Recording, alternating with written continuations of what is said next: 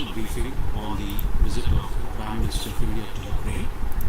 We have with us Honorable External Affairs Minister of India, Dr. S. Jaishankar, to brief you on the visit of the Prime Minister. We also have on the dais Foreign Secretary Mr. Vikram Mishri, as well as Secretary East Mr. Tanmay Lal, Secretary West, and also we are joined by Ambassador of India to you, Honorable External Affairs Minister of India, Dr. S. Jaishankar. I welcome and brief you on the visit of the Prime Minister, External Affairs Minister, to make his remarks to the media. Thank you very much, indeed. Good afternoon, ladies and gentlemen. As you know, Prime Minister already arrived Kiev this morning. We've just concluded his official engagements. This is a landmark visit. It's the first time that an Indian Prime Minister is visiting any seriously established the Prime Minister arrived by special train. Was received by First Deputy Prime Minister, Mr. Andrei Sybiha, Kiev railway station. He arrived in the hotel from the community. He then started his engagements with a visit to the multimedia exposition on children who have lost their lives in this conflict. He was accompanied to the museum by President Zelensky. The Prime Minister placed a toy in the museum in memory of the children. He thereafter went to the AV Forming Botanical Gardens to pay homage to Mahatma Gandhi. Statue is there. And in fact, his last engagement is going on right now, which is that he's meeting Ukrainian students who are studying Hindi. Now, in terms of the official discussions, I should say that he held these with President Zelensky. This happens to be the fourth meeting. They had met initially in Glasgow in November of 2021, then in Hiroshima in May of 2023, and then most recently in Puglia in Italy in June of 2024. They've also had 7 teleconversations. In the discussion, obviously a significant part of it was devoted to our bilateral relations. There was a discussion about trade, economic issues, defense, pharmaceuticals, agriculture, education. There were a whole lot of issues. You will see much of that reflected in the joint statement, which has been released already, will be released very shortly.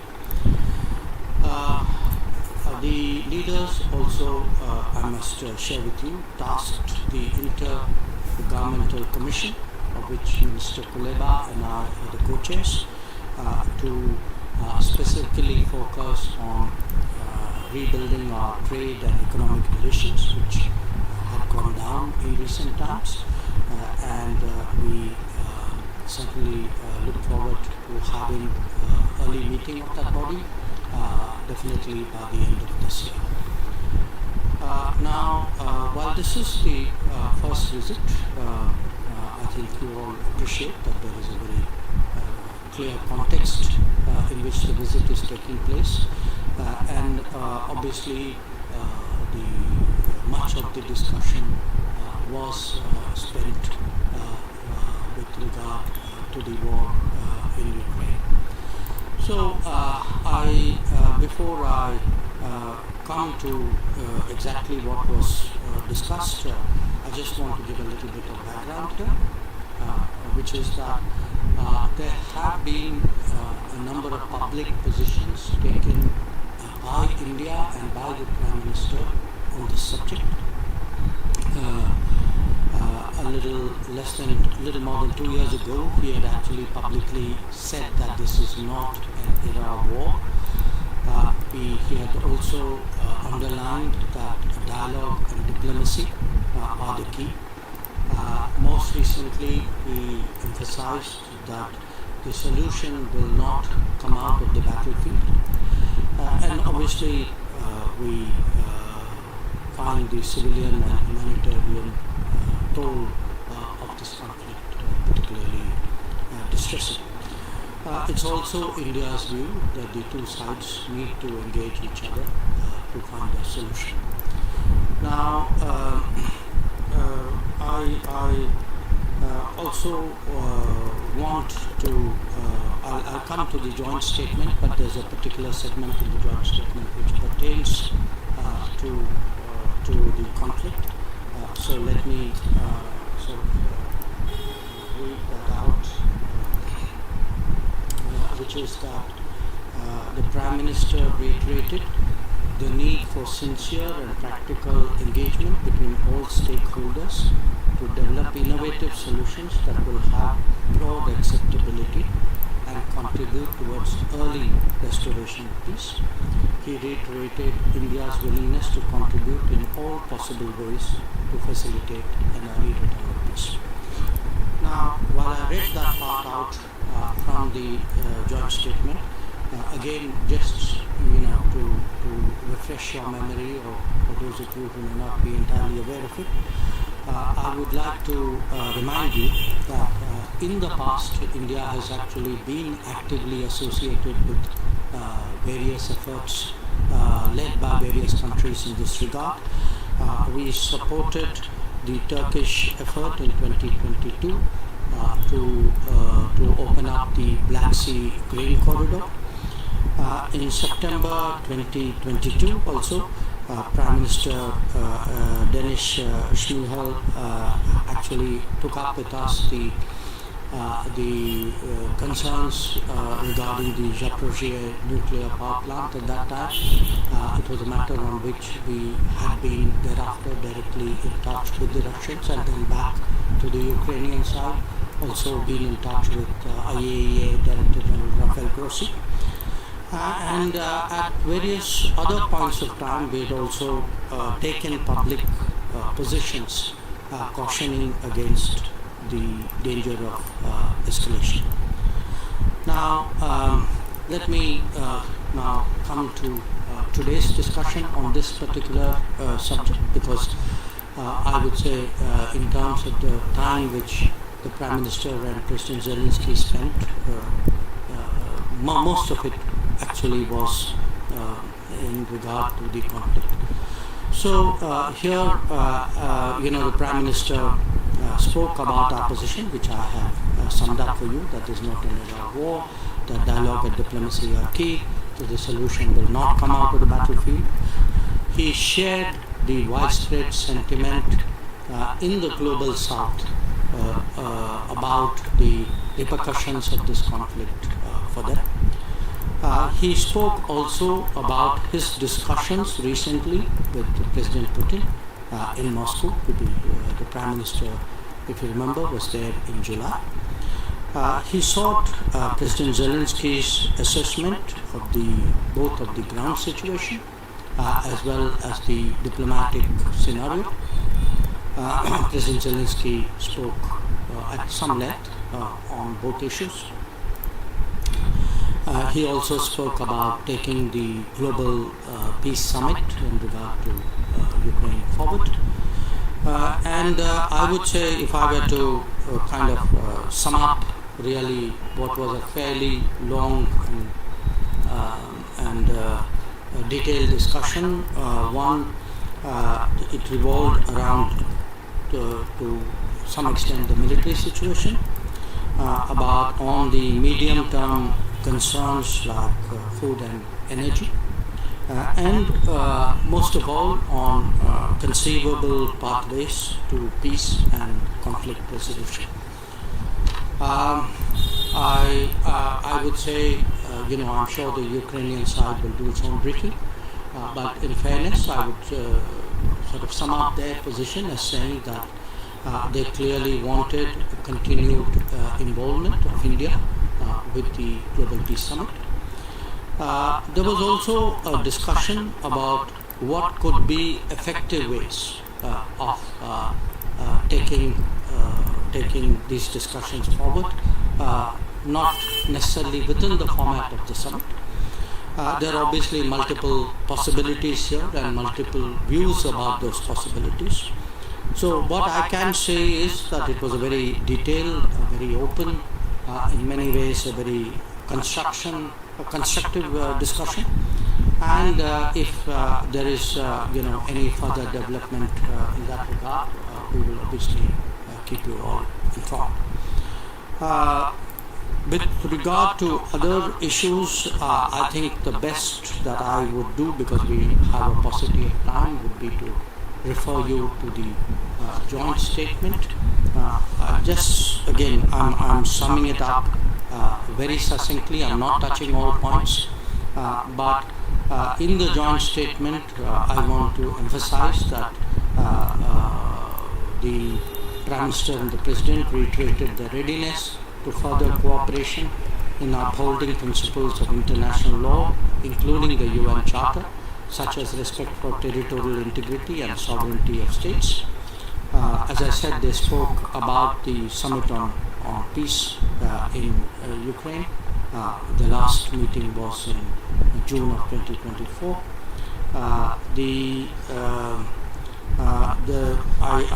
In terms of our own positions, I think I read out for you that particular paragraph. I would say, in addition to that, there are references in the joint statement to our bilateral cooperation, to trade, to commerce, to education. We signed 4 agreements today. की तस्वीरें आप देख सकते हैं TV sets पर दर्शक हमारे community development projects in Ukraine. One was in regard to drugs control standards and harmonization. One was on cultural exchange, and the 4th one was agriculture. Finally, let me just say that we have been in the past been providing humanitarian assistance to Ukraine. I think 17 consignments so far have been delivered. These are largely in the medical, on the medical side. And today, आदान प्रदान किया गया, लेकिन बेहद महत्वपूर्ण रहा. We handed over the Bhishma.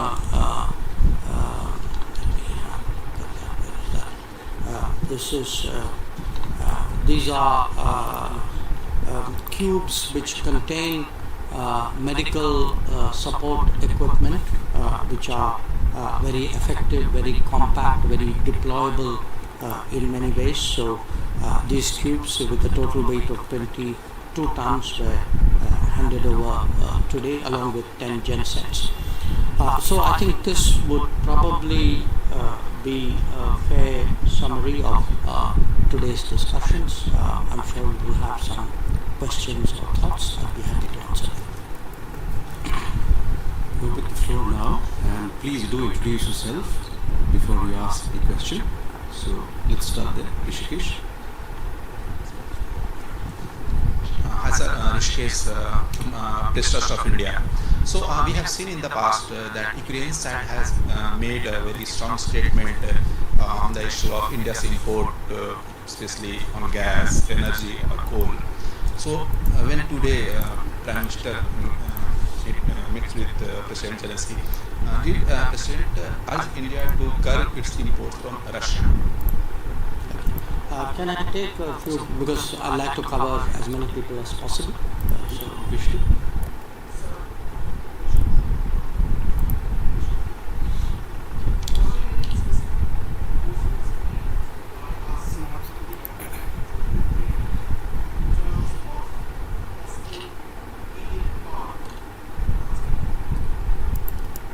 So, question is specific proposals and immediate path.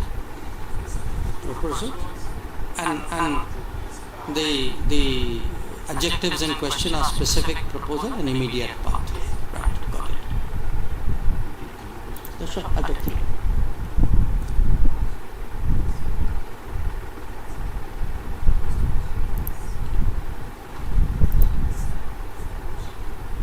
As a negotiator between Ukraine and Russia, however, Bloomberg reports that your side is willing to deliver some message from Russian side to Ukraine, was there any specific message today from Putin to Volodymyr Zelensky? And the second question, what is the stance of India on Chinese peace plan? Because India respects Ukrainian territorial integrity, and it didn't include in Chinese peace plan. Can I go with these three answers? Okay. So the first question, did the issue of India's energy trade with Russia come up? Yes, it did. I wouldn't say at great length, but what we did was to explain to the Ukrainian side what was the energy market scenario. The fact that many energy producers are sanctioned, making the market potentially very tight, and why actually today there is a compulsion, in fact not just a compulsion, why it is in the interest of the international economy as a whole that oil prices remain reasonable and stable. On Vishnu, your question, in a way, they kind of feed into each other. Look, I would put it this way. Clearly, we've been having our own thinking and discussions with many other countries. Also, because the Prime Minister was recently in Moscow, there were detailed discussions there, which we have been quite public about. So he shared, I think, many of the thoughts and the substance of these discussions. I wouldn't necessarily characterize it in the way in which you said Bloomberg had described it, but in turn, I think we heard from President Zelensky at some length what his own views were, about these issues, but what his own views were about the subject as a whole. I mean, not necessarily to anything which we may have told him, we may have heard in Moscow. So it was a very, back and forth discussion. To my mind, there was certainly, I'm sure that there was information which we, obtained here, and I'm sure we also perhaps may have brought up points or flagged issues which may or may not have been people would have been cognizant of here. The way we ended was that at the end of the discussion, I think there was a sense that this is a very complex issue. I mean, yes, certainly we have this one particular format, the peace in Ukraine format. But as I said, it is the view not just of India, but certainly of India as well, that there are, there could be multiple ways of approaching this issue. Now, you asked me for one of those examples, and I'm not comparing here. I'm just responding to your particular question. Regarding whatever China may have proposed, I think it's not for us to respond. I think it is for the parties concerned to respond. So I would suggest you direct that question at the Ukrainian government. Can we have a question here? Rishabh, please.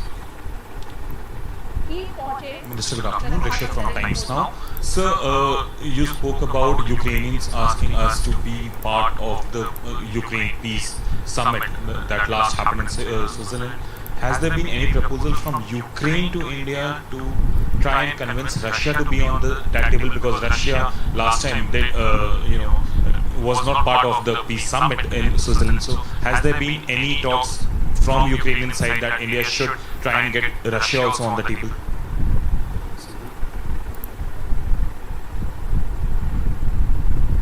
Sir, Siddhant from Vienna. did the Ukrainian side briefed on the Kursk incursion? So this side, did the Ukrainian side briefed on the Kursk incursion? And my second question is, PM paid his homage tributes to the victims, the children who died in the war. The Prime Minister also mentioned this to President Putin 2 months ago in Moscow. So what was the message in terms of Prime Minister paying his homage to the children? Please. Thank you for the question. Minister Nick Beek from BBC News. You talked about Prime Minister Modi's visit to Moscow last month, and a lot of people here were very upset to see that embrace between the two leaders. Also, they were quite upset to see India overtake China in terms of the biggest importer of Russian crude oil.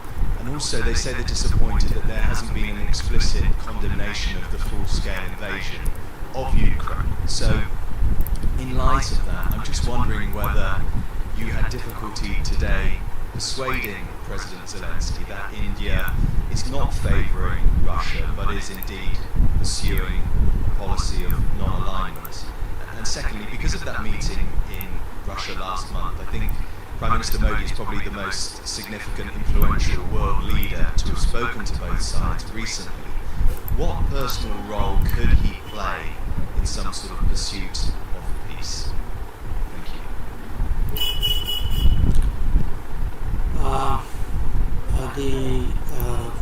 Yours was the first question. In terms of the peace in Ukraine summit,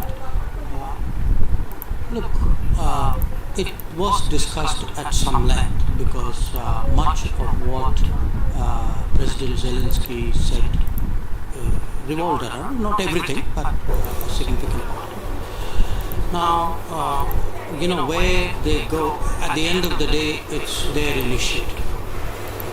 It is their initiative in which we have taken part. I mean, if you look at it from every stage of that initiative, when it started in Copenhagen, his predecessor was there.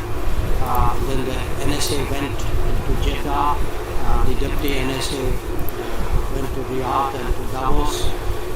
Similarly, the hybrid formats in Doha, even in Bergenstock, we have been represented there.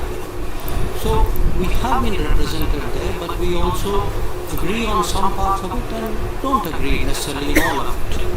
So I think there was a very open discussion on this. Now, what will be the next steps? Who exactly will come? Will the Russians come in, not come in? That's clearly not an issue for us to take up. That's an issue which presumably the government of Ukraine is dealing with. Siddhant, regarding your issue on Kursk, yes, but I would say the military situation, including some recent developments, did come up for discussions. And in terms of the visit, what you asked about the homage, particularly to the children. Look, in any conflict, obviously, any death is something which is, to put it mildly, regrettable. And if it is a civilian death, a humanitarian death, even more so. And if it is a child's death, even more so. So I think it is something which touches everybody. And even when we were in Moscow, it is a subject on which the Prime Minister spoke publicly. So I think it was very natural for him to come and express that feeling in some kind of gesture. Regarding your question, in our part of the world, when people meet people, they are given to embracing each other. It may not be part of your culture, but I assure you it's part of ours. So, in fact, today I think I saw the Prime Minister also embrace President Zelensky, and I've seen him do it with a number of other leaders in a number of other places. So I think perhaps we have a slightly cultural a gap here in terms of what these courtesies mean. In terms of what you asked about the oil issue. Look, India is a big oil consumer. It's a big oil importer because we don't have oil. Now, it's not like there's a political strategy to buy oil. There is an oil strategy to buy oil. There's a market strategy to buy oil. So the figures of where we get our oil imports go up and down. It depends on the state of the market. But it would definitely, I think the fact that the market is tight, that today big suppliers like Iran and Venezuela, who used to supply India, are constrained from operating freely in the markets. I think is a factor which needs to be taken into account. Regarding the conversation between the Prime Minister and President Zelensky, I think it was a perfectly convivial conversation. I think it was very constructive. I think there was a lot that we said which he heard with a great deal of attention. He knows that we mean well by Ukraine. He knows that we are today very, very keen that this conflict should come to an end. And essentially what the message from our side to him, which surely would have not come as a surprise to him, is that if there is anything that we can do in any way, in sort of upfront or behind or supporting somebody, it's the objective that we are interested in rather than the process. We are willing to do whatever we can because we do think that the continuation of this conflict is terrible obviously for Ukraine itself and for the world as well.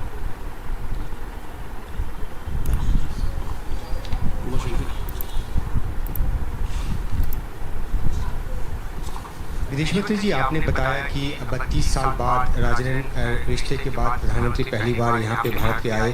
क्या reciprocal basis पे एक invitation राष्ट्रपति Zelensky को भी दिया गया है? और अगर दिया गया है तो उनकी तरफ से क्या इस पे रिस्पॉन्स रहा?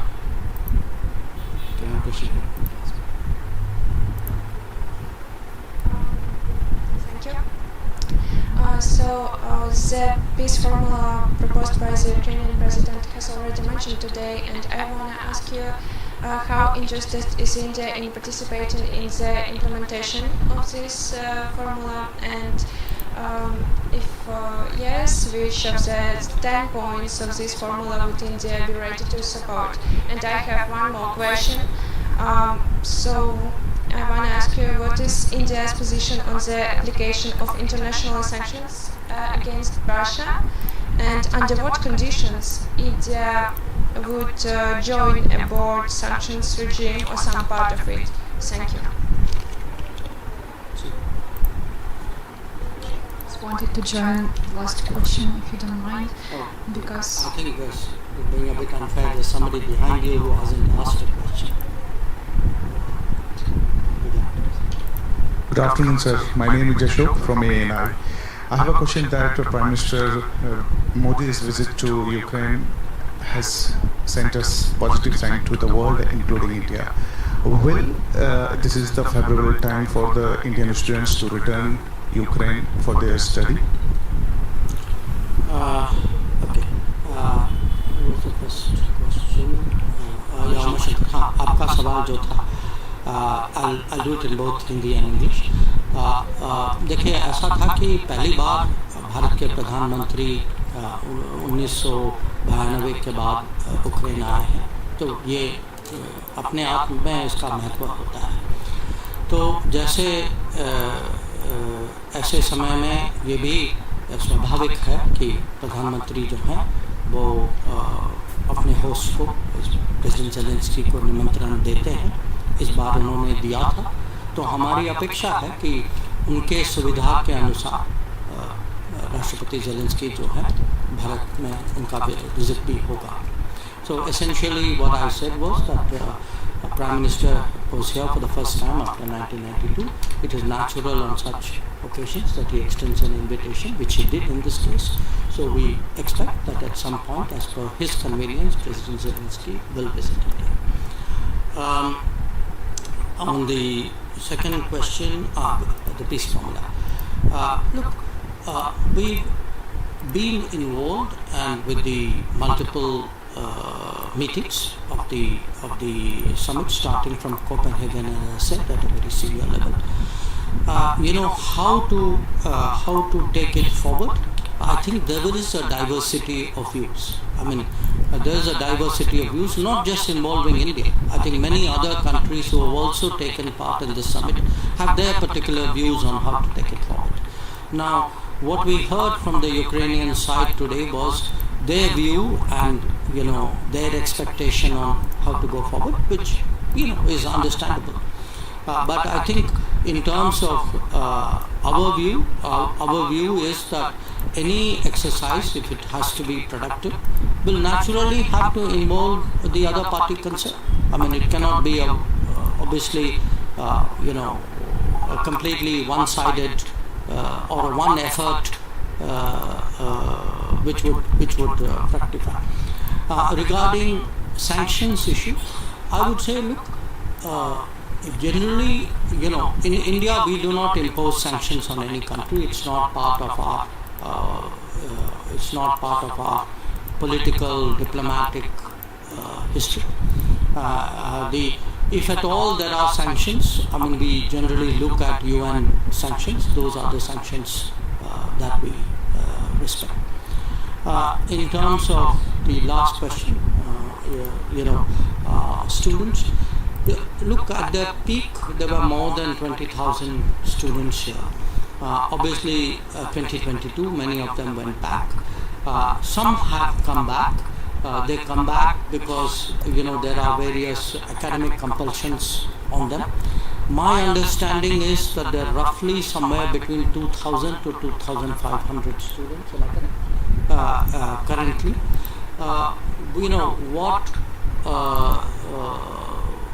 At this time, if you're asking us what advisory would we give them, we would still urge caution, because you can see there is a conflict on. It depends again on the place, on the city. But our hope again is that this conflict will come to an end, life will return to normal, and that we will see the full return of Indian students in due course. With that, ladies and gentlemen, we come to the close of this session. Thank you very much for your presence. So,